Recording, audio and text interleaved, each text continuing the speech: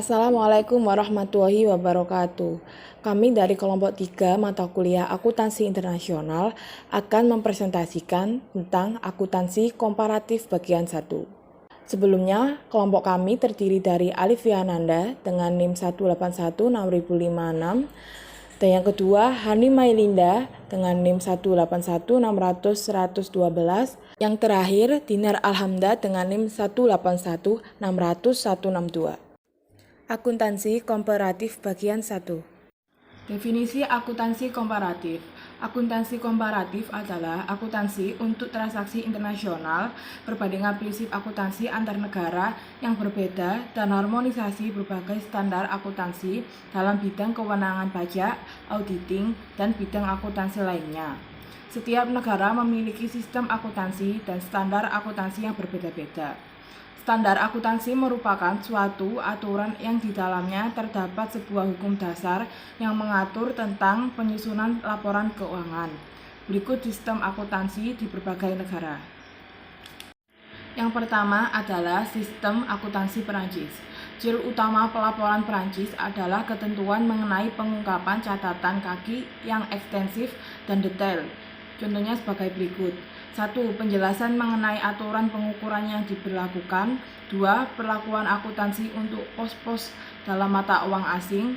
3. Laporan perubahan aktiva tetap dan depresiasi. Yang keempat yaitu detail provisi. Yang kelima, detail revaluasi yang dilakukan. 6. Analisis piutang dan utang yang sesuai dengan masa jatuh tempo. Yang ketujuh, daftar anak perusahaan dan kepemilikan saham. Yang kedelapan, jumlah komitmen pensiun dan imbalan pasca kerja lainnya.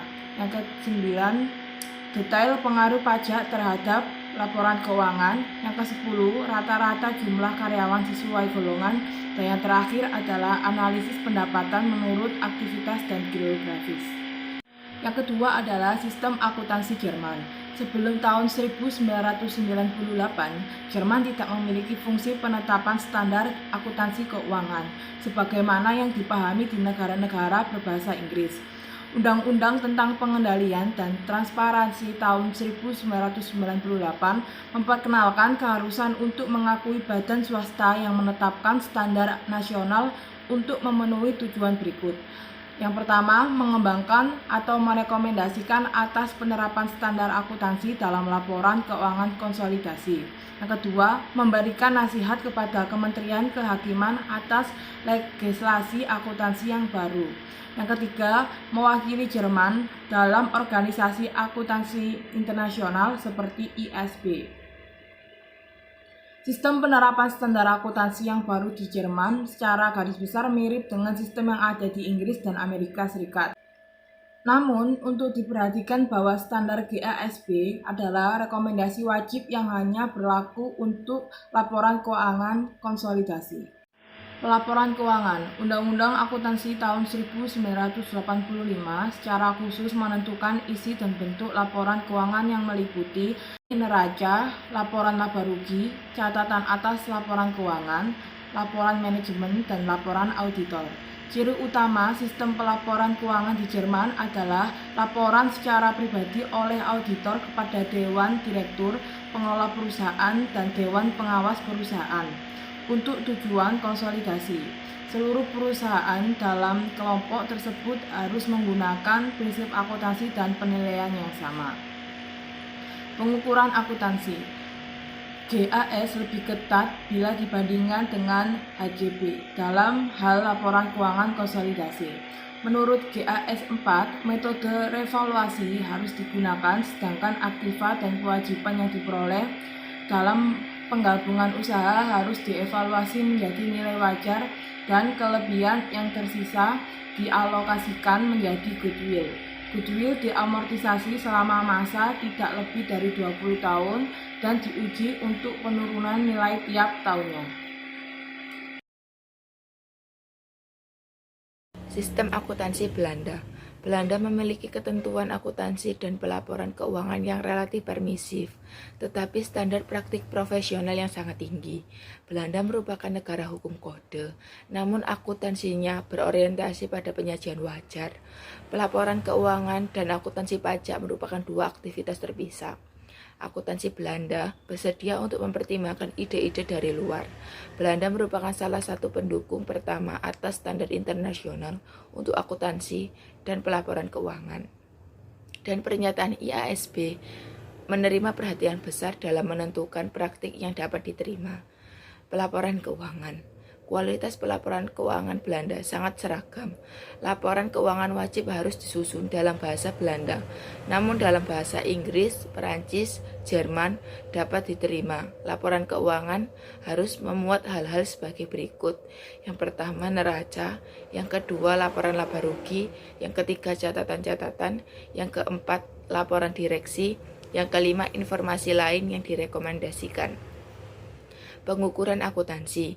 Metode yang digunakan adalah metode pembelian.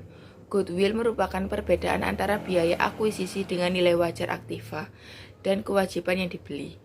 Fleksibilitas Belanda dalam pengukuran akuntansi dapat terlihat dengan diperbolehkannya menggunakan nilai kini untuk aktiva berwujud seperti persediaan dan aktiva yang disusutkan. Karena perusahaan-perusahaan Belanda memiliki fleksibilitas dalam menerapkan aturan pengukuran, dapat diduga bahwa terdapat kesempatan untuk melakukan perataan laba. Standar akuntansi Jepang. Standar akuntansi Jepang dan IFRS memunculkan 3 perbedaan pengungkapan yang diciptakan di pasar Jepang. Yang pertama, standar akuntansi dasar di Jepang, dan yang kedua, standar akuntansi dasar dengan negara asing, dan yang ketiga, standar dari IFRS. Sistem akuntansi Amerika. Akuntansi di Amerika Serikat diatur Badan Sektor Khusus Dewan Standar Akuntansi Keuangan. Yang kedua, sistem yang dianut Amerika Serikat tidak memiliki persyaratan legal untuk publikasi mengenai laporan audit periodik keuangan. Perusahaan di Amerika Serikat dibentuk di bawah hukum negara, bukan hukum federal. Dan yang ketiga, setiap negara bagian memiliki peraturan dasar perusahaan tersendiri secara umum. Peraturan tersebut mengandung persyaratan minimal untuk menjaga catatan akuntansi serta publikasi periodik laporan keuangan. Prinsip akuntansi yang umum berlaku Generally Accepted Accounting Principle atau GAAP terdiri atas seluruh standar akuntansi keuangan, peraturan, dan regulasi yang harus dipatuhi dalam mempersiapkan laporan keuangan. Tipe laporan keuangan tahunan pada perusahaan besar di Amerika Serikat memiliki beberapa komponen di bawah ini. Yang pertama, laporan manajemen, laporan audit independen, dan yang kedua, laporan keuangan primer, yaitu terdiri dari laporan laba rugi neraca, laporan arus kas, laba rugi komprehensif, perubahan ekuitas pemegang saham. Dan yang ketiga, diskusi manajemen dan analisis hasil operasional dan kondisi keuangan. Dan yang keempat, penjelasan mengenai kebijakan akuntansi dengan dampak yang paling kritis pada laporan keuangan.